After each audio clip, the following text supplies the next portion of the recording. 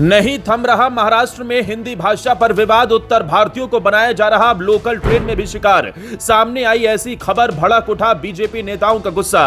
पहले की हिंदी भाषा की तौहीन, अब दिखा लोकल ट्रेन में विवाद का असली सीन। मराठी न बोलने पर हुई ऐसी लड़ाई, सोशल मीडिया पर दिखा पूरे हिंदुस्तान का पारा हाई। पालघर से विक्रोली तक ठाकरे के लाडलों की दिखी हिंदी भाषा पर गुंडई। पहले दुकानदार को पीटा तो अब ट्रेन में दिखा विवाद का असली ट्रेलर। अब होगा बड़ा एक्शन।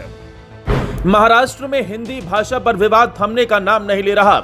एक के बाद एक ऐसे मामले सामने आ रहे हैं जिसने दिल्ली तक हंगामा खड़ा कर दिया है। सोशल मीडिया पर तो ठाकरे ब्रदर्स के खिलाफ लोगों का भयंकर गुस्सा भड़क उठा है। कोई ठाकरे ब्रदर्स पर कार्रवाई की बात कह रहा है तो कोई ठाकरे के लाडलों को उत्तर भारत में भेजने की बात कर रहा है। लेकिन इस बीच एक ऐसा मामला सामने आया है जिसने फिर से मोदी योगी को भी चिंता में डाल दिया है, जिसके बारे में जानकर आप भी हैरान हो जाएंगे, क्योंकि ये मामला अब लोकल ट्रेनों तक भी पहुंच गया है।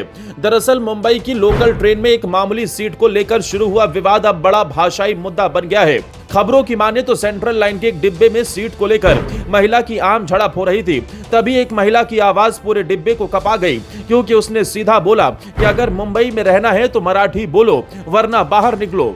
बस इतना कहते ही हंगामा शुरू हो गया और जो बहस एक सीट को लेकर शुरू हुई थी वो पल भर में भाषा और पहचान की जंग में बदल गई। और ये जंग अब सिर्फ डिब्बे में नहीं, पूरे महाराष्ट्र के दिल में धधक रही है, क्योंकि इस घटना का वीडियो कुछ ही मिनटों में सोशल मीडिया पर वायरल हो गया।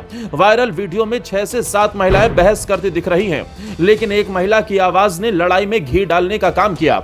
वो कह रही थी, मराठी नहीं आती तो निकलो मुंबई से।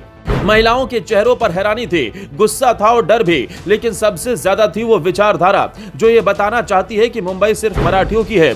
भले ही रेलवे प्रोटेक्शन फोर्स और गवर्नमेंट रेलवे पुलिस ने वीडियो का संज्ञान लिया है और जांच शुरू कर दी है, लेकिन अधिकारी भी मान रहे हैं ये सिर्फ लोकल ट्रेन का मामला नहीं, बल्कि सामाजिक और भाषाई सौहार्द का संकट बन गया है।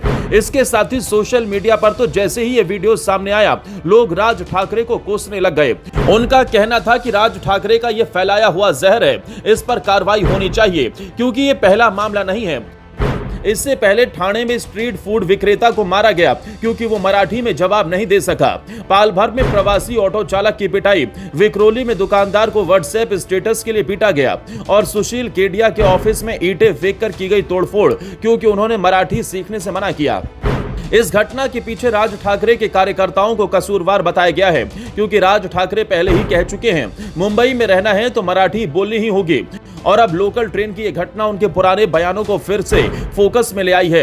राज्य का मुद्दा तो है ही, लेकिन इस बार मामला महाराष्ट्र की सीमाओं से भी बाहर जा चुका है। सूत्रों के मुताबिक प्रधानमंत्री नरेंद्र मोदी और उत्तर प्रदेश के मुख्यमंत्री योगी आदित्यनाथ भी इस घटनाक्रम पर नजर रखे हुए हैं, क्योंकि मुंबई में यूपी बिहार से लाखों की संख्या में प्रवासी रहते हैं। वो रिक्शा चलाते हैं, चाय बेचते हैं, ऑफिसों में काम करते हैं और महाराष्ट्र की अर्थव्यवस्था में मजबूत स्तंभ बन चुके हैं। अगर मराठी भाषा को लेकर ऐसे हमले बढ़ते हैं तो ये सीधे तौर पर मोदी योगी के प्रवासी वोट बैंक को हिट करेगा। योगी आदित्यनाथ पहले भी चेतावनी दे चुके हैं, उत्तर भारतीयों के साथ भेदभाव बर्दाश्त नहीं होगा।